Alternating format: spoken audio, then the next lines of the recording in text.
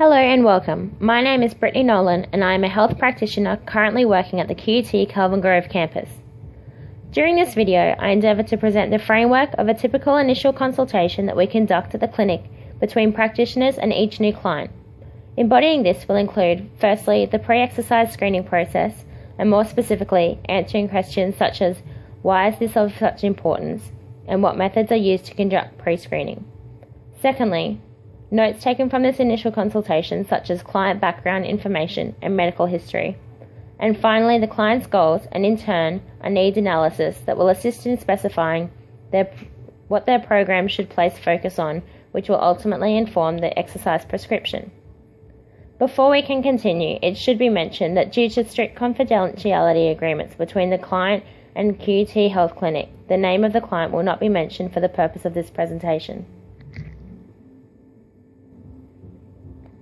To begin, we will explore the pre-exercise screening process and ask the question, why pre-screen?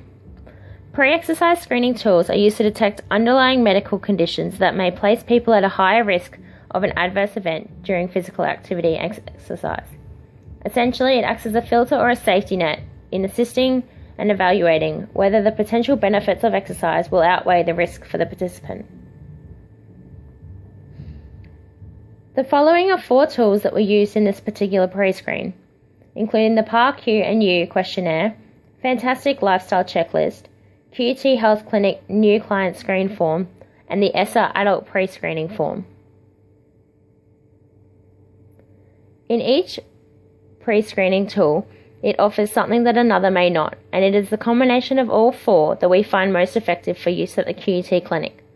For example, whilst the Paix and Fantastic Lifestyle Checklist do not cover physiological measures such as the QUT and ESSA forms do, they provide insight into other dimensions of the client's health.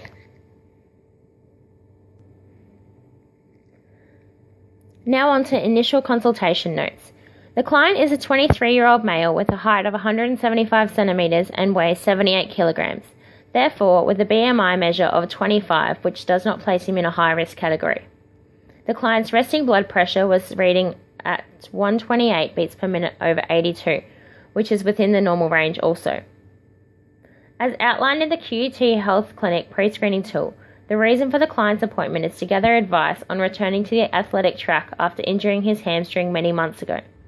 The client has been working closely with a physiotherapist in order to treat this tear and has had recent MRI scans which have resulted in him being given the all clear to return to training.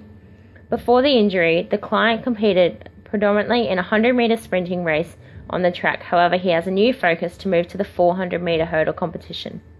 Aside from the hamstring injury, the client presents with no other medical history and no risk factors were identified in the Paix, ESSA or QUT pre-screening process. In the Fantastic Lifestyle Checklist, the client scored a 77 from a possible 100, which indicates very good in lifestyle terms in terms of this form. The client's goals can be divided up into 3 categories. The health goal, which for him was to increase muscular strength. The behaviour goal, to increase physical activity levels after being cleared of his injury. And the exercise performance goals of increasing muscular power and increasing skill-related components of his physical fitness with a focus on technique. There are various factors that specifically are relevant to a 400-metre hurdle race and that should be considered in developing a program for this client. Some of these include power, reaction time, sprint ability, as well as agility. From the initial consultation, I've suggested the following training techniques are employed into the client's program. These include jumps such as drop jumps, counter movement jumps, and horizontal continuous bounds. Weight training including squat, half squat, split squat, and step up. As power is the focus, loads should be moved at maximum speed. Technique exercises such as speed skipping, fast rhythm exercises, and progressive runs. And lastly, running specific strength, including uphill sprinting, weight belts, or sand sprints.